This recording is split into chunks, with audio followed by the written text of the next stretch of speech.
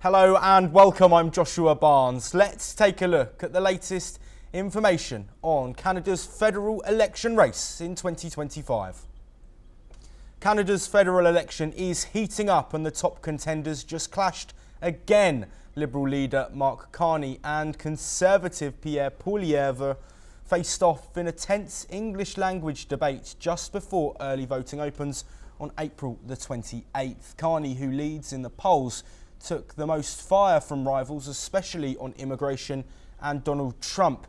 He defended plans to cap immigration for a couple of years, saying the system is overwhelmed after the pandemic. Poilievre agreed on limits, arguing population growth must match housing, jobs and healthcare. Trump's possible return to the White House loomed large. Carney said strength is needed to deal with him. Both men also clashed over the economy, with Poilievre saying Carney is just another Trudeau. Carney hit back, saying he's ready to handle a crisis, and Donald Trump. Foreign policy also came up, with the war in Ukraine and Gaza discussed. NDP's Jagmeet Singh pushed Carney to call Gaza a genocide. Carney called it horrific, but refused to politicise it. The final English debate takes place on Thursday in Montreal. Well, let's take a look at how these opinion polls are looking just days away now from this election on the 28th.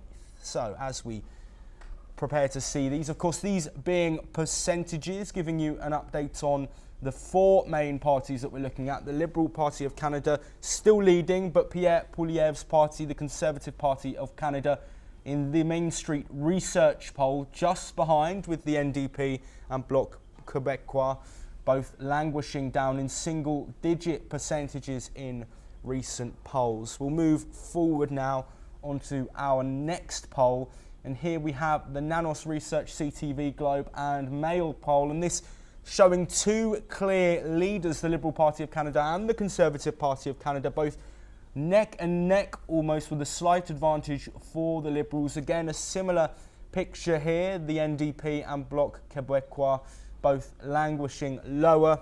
The NDP, of course, losing popularity compared to previous elections based on this poll here. The Liberals still holding a lead, unlike earlier polls during the end of Trudeau's administration that had Pierre Poilievre's Conservative Party leading. Let's move on to the final poll that we have to show, and this is a CBS News poll tracker showing a similar story. The Liberal Party leading, but it's close with the Conservative Party of Canada, the NDP and Bloc Québécois, again in single-digit figures. There are, of course, others involved, but we haven't showed them there. Let's move on now and discuss the recent conversations that have been had in the race to become the next Prime Minister of Canada. Joining us is Andrew Latham, a Professor of International Relations at Macalester College and a Senior Fellow at the Institute for Peace and Diplomacy, who's joining us in Ottawa, Canada. Thank you very much, Andrew, for being here with us. We mentioned there this television debate between the main leaders. What can you tell us about some of the takeaways, some things that we maybe haven't already mentioned? Well, there were two, one in French and one in English. And Prime Minister Carney's French is better than probably yours and mine, but it's not perfect. And so he flubbed a couple of things there. But that's stylistic. In terms of content, in both languages, in both Pierre Poilievre really tried to tie Mark Carney to Justin Trudeau's legacy and tried to make the argument that, didn't quite use these words, but tried to make the argument that that Mark Carney is in fact a kind of green fanatic, that his tenure as the governor of the Bank of Canada, but especially the governor of the Bank of England, was disastrous, and that he is in fact not the best person to lead Canada into the next decade or so, and certainly not the best person to stand up to Donald Trump. And of course, Prime Minister Carney made the exact opposite argument. Of course, I had a very good tenure, and I am the guy that can stand up to Donald Trump better than anybody else. Interesting that the New Democratic Party under Jagmeet Singh, which used to be fairly popular, although it's never governed at the national level in Canada, has just disintegrated. They continue to talk about things like making Canada a totally carbon neutral country. And that goes down really poorly in places like Alberta, the province of Alberta, which relies on oil and gas. That's the backbone of its economy. And so, and then the Green Party, of course, has disappeared altogether. They weren't even allowed to appear at the two debates. They had just kind of dropped off the map. So those are the kind of big issues, some of which you hinted at and touched upon already. It is right now it's a horse race between the Conservative Party of Canada under Pierre Poilievre and the Liberal Party under Mark Carney. Right now, even though we're only just over a week away, it could break either way. Absolutely, Andrew. Thank you for detailing those conversations that have been had. Something at the top of many agendas, of course, is Donald Trump, the ongoing tariff disputes with Canada, but also not just Trump, other nations as well, other conflicts being spoken about. How important is foreign policy in this election race? At the beginning of this election race, the real topics were really about productivity in Canada, immigration, those kinds of domestic policy issues. Gaza has been a big deal, as it has in the United States as well. But the parties, although Jagmeet Singh tried to push Prime Minister Carney to call what was going on in Gaza a genocide, Prime Minister Carney realized, A, that technically it's not a genocide, but B, if he had uttered those words, it would play very poorly in the Canadian political ecosystem. The other big foreign policy issues, other than President Trump's tariff war, are the knock-on effects of that in terms of China imposing tariffs on important Canadian exports like canola oil, for example. Again, regionally very important to certain parts of the country's economy. So that's another foreign policy issue that looms large. The war in Ukraine, kind of surprisingly, it's there, but it doesn't loom as large as the number one issue is the Trump administration and its declaration, from a Canadian perspective, of economic warfare on Canada. And the whole rhetoric of the 51st state and all the rest of that really plays poorly in Canada and has, to a large extent, displaced all the other issues. But there are other issues still on the table, including the cost of living, including the inability of young people in cities like Montreal and Toronto and Vancouver. They have no possibility of ever being able to afford a house.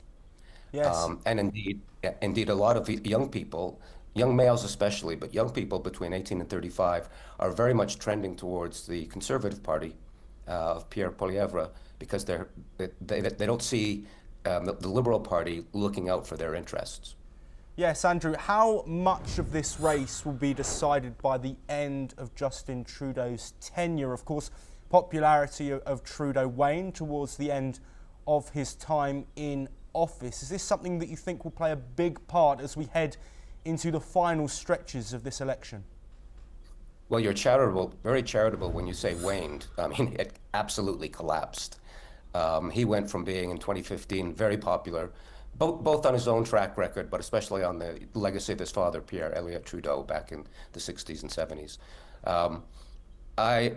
Pierre Poilievre very much wants to tie Mark Carney to Justin Trudeau. He's trying to make the argument that Carney is Trudeau 2.0, and it's not working. It's not working. And he was very slow to pivot away from that to focus on Donald Trump and some of the other issues. I think he's finally got it into his head that he can't actually tie Carney. He tried again in these debates. He tried to tie Carney to Justin Trudeau, but it's not working. So I think it's still an element of the campaign, but I don't think it's going to be decisive because it's not playing very well. 4 months ago, the Conservatives had a 20-plus point lead in the polls. And now they're 1, 2, or 3 points behind in the polls. because Justin Trudeau disappeared and Mark Carney appeared, not quite as a savior, but as somebody very different from Justin Trudeau. Yes, Andrew, as we edge towards the end of this conversation, I do want to look at different demographics and how they're voting. You mentioned there that the younger people potentially siding with the Conservatives, given the cost of living issues that are affecting a lot of Western countries across the world. But how are other demographics looking at these candidates, and how might they be leaning heading towards that election day?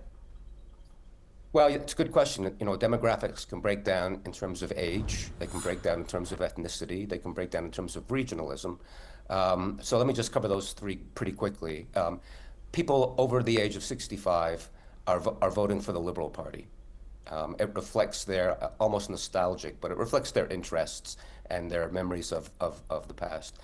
Young people are completely disenchanted with the Liberal Party, and how they express that is in two ways.